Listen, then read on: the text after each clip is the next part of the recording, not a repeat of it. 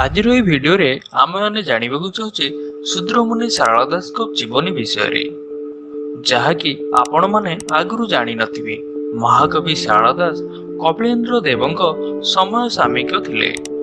ସେ କୃଷି ପରିବାର ବା ଶୂଦ୍ର ପରିବାରରେ ଜନ୍ମଗ୍ରହଣ କରିଥିଲେ, ତେଣୁ ତାଙ୍କୁ ଶୂଦ୍ରମୁନି ବୋଲି କୁହାଯାଉଥିଲା। ସେ କଟକ ଜିଲ୍ଲାର ଝଙ୍କଡ଼ ପ୍ରଗଣା ଅନ୍ତର୍ଗତ କନକପୁର ପାଟଣାରେ ଜନ୍ମଗ୍ରହଣ କରିଥିଲେ। ତାଙ୍କର ପୈତୃକ ନାମ ଥିଲା ସିଦ୍ଧେଶ୍ୱର ପରିଡ଼ା। ସେ ଜନ୍ମରୁ ମାତୃ ପିତୃହୀନ ଥିଲେ।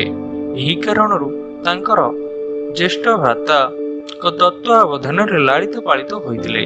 ଇଷ୍ଟଦେବୀ ଶାରଳା ଦେବୀଙ୍କ ଆଶୀର୍ବାଦରୁ ସେ ସିଦ୍ଧି ଲାଭ କରିଥିବାରୁ ତାଙ୍କ ନାମ ଶାରଳା ଦାସରେ ପରିଣତ ହୋଇଥିଲା। ଓଡ଼ିଆ ମହାଭାରତ ଗ୍ରନ୍ଥର ସ୍ରଷ୍ଟା ଭାବରେ ଶାରଳା ଦାସ ବହୁ ଖ୍ୟାତି ଅର୍ଜନ କରିଛନ୍ତି।